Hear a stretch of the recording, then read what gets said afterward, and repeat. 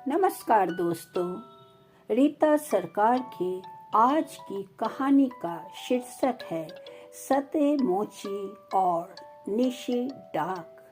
दोस्तों, बंगाल के गांव में एक बहुत पुराना डर है निशी का।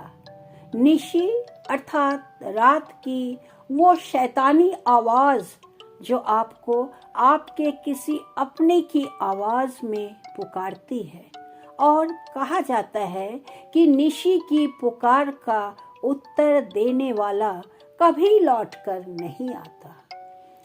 यह घटना रायना गांव के पास की है। एक ढोलक बजाने वाला था सते मोची। लोग उसे सते बायन भी कहते थे। एक बार सते को अपने एक दूर के रिश्तेदार भूषण काका के साथ किसी जरूरी काम से सुबह सुबह रायना जाना था। पिछली रात भूषण काका ने सते से कहा, देख सते, कल बहुत सुबह सुबह निकलना है। मैं भोर होते ही तुझे बुलाने आऊंगा, तैयार रहना। वक्त था निशी भोर का, अर्थात ब्रह्म मुहूर्त से भी पहले का वो समय जब रात और दिन का मिलन होता है। चारों ओर गहरा सन्नाटा था। एक भी पक्षी नहीं चहक रहे थे। तभी सते के बंद दरवाजे के बाहर से एक आवाज आई, सते, ओ सते, चल भाई, देर हो रही है। आवाज बिल्कुल भूषण काका की थी। वही भारीपन, वही लहजा। सते नींद में था। उसने सोचा काका आ गए। वो बिना किसी से कुछ कहे, बिना लैंप जलाए बस बिस्तर से उठा और दरवाजे खोलकर अंधेरे में बाहर निकल गया। कुछ देर बाद जब सचमुच का सवेरा हुआ तो असली भूषण काका लाठी टेकते हुए वहां आए। उन्होंने बाहर से पुकारा, सते, ओ सते, अरे ओ, उठ भाई। सते की पत्नी बाहर आई। वो हैरान थी। उसने कहा, अरे काका, आप अभी तो आए थे। अभी तो आप उसे बुला कर ले गए हैं। फिर आप वापस उधर से कैसे आ रहे हैं? भूषण काका के पैरों तले जमीन खिसक गई। उनका चेहरा सफेद पड़ गया। उन्होंने कांपते हुए कहा, मैं तो अभी आ रहा हूँ। मैंने तो नहीं बुलाया। सते की पत्नी रोने लगी। नहीं काका, बिल्कुल आपकी आवाज थी। वो आपकी आवाज सुनकर ही निकला था। भूषण काका समझ गए कि अनर्थ हो गया है। उन्होंने माथे पर हाथ मारकर कहा, सर्वनाश, उस निशी ने बुलाया है। गांव में कोहराम मच गया।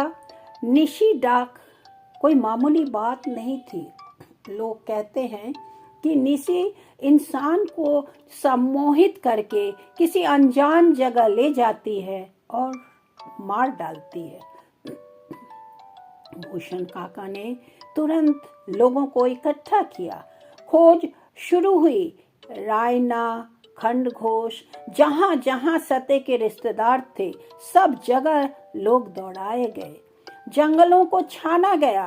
तालाबों में बड़े बड़े जाल फेंके गए कि शायद किसी ने मारकर डुबो दिया हो।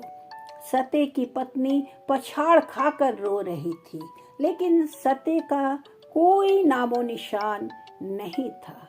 एक जीता जागता इंसान हवा में कपूर की भांति उड़ गया था। एक दिन बीता, 2 दिन बीते, 3 दिन बीत गए। चौथे दिन दोपहर के समय भूषण काका दुखी मन से अपनी बेटी के घर जा रहे थे। तेज धूप थी। वो मालगोड़े नामक जगह पर पहुंचे। वहां बाबुल माँ नहर के किनारे एक विशाल बरगद का पेड़ था। थककर भूषण काका उसी पेड़ की घनी छांव में बैठ गए। वो सते के बारे में ही सोच रहे थे। उनकी आंखों में आंसू थे। बेचारा सते, क्या हुआ होगा उसके साथ? क्या कोई जानवर उठा ले गया? वो यही सोच रहे थे। तभी उनके पैर पर ऊपर से पानी की एक बूंद गिरी। टप। काका ने सोचा बारिश तो नहीं है, शायद किसी पक्षी के बीट की होगी। लेकिन थोड़ी देर बाद एक और बूंद गिरी। टप। यह पानी साफ था। भूषण काका का दिल जोर से धड़का। उन्होंने डरते डरते अपना सिर उठाया और पेड़ के घने पत्तों के बीच देखा। और जो उन्होंने देखा उसे देखकर उनका खून जम गया। उस विशाल बरगद के पेड़ की सबसे ऊंची फुनगी पर, जहां इंसान का चढ़ना तो दूर, बंदर भी मुश्किल से पहुंच पाए, वहां 3 मोटी डालियों के बीच सते मोची फंसा हुआ लेटा था। वो हिल नहीं रहा था, बस उसकी खुली हुई आंखों से टप टप करके आंसू नीचे गिर रहे थे। भूषण काका चिल्लाए, सते, अरे सते, तू वहां कैसे पहुंचा? सते ने कोई जवाब नहीं दिया। वो बस एकटक नीचे देख रहा था। वो पूरी तरह से सुन्न था। भूषण काका समझ गए कि यह इंसानी काम नहीं है। उन्होंने राह चलते लोगों को रोका। गांव से मदद बुलवाई गई।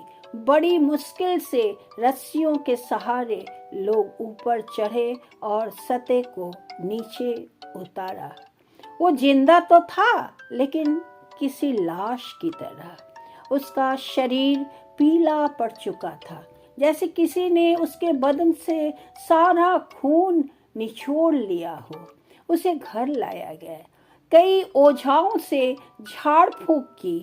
कई दिनों बाद जब उसकी जुबान खुली तो उसने जो बताया वो रोंगटे खड़े करने वाला था।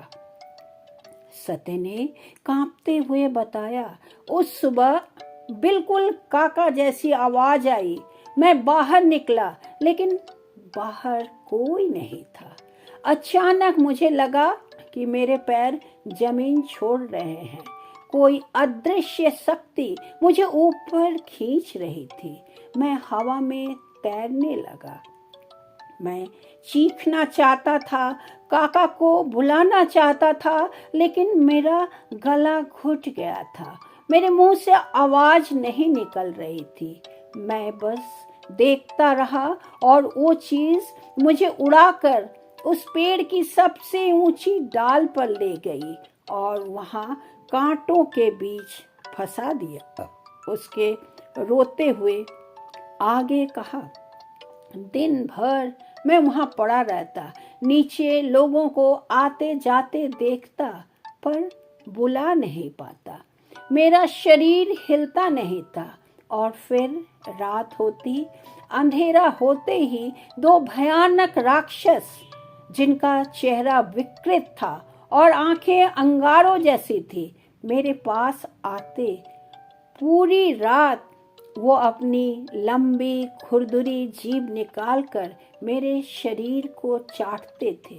वो मुझे काटते नहीं थे, बस चाटते थे और चाट चाट कर मेरे शरीर का खून चूसते थे। सुबह होते ही वो मुझे अधमरा छोड़कर चले जाते। मैं 3 रातों तक नर्क भोगता रहा। सते बच तो गया, लेकिन उस निशी की पुकार, उन राक्षसों की जीभ का स्पर्श वो मरते दम तक नहीं भूल पाया। इस तरह कहानी का एक दर्दनाक अंत हुआ। नमस्कार।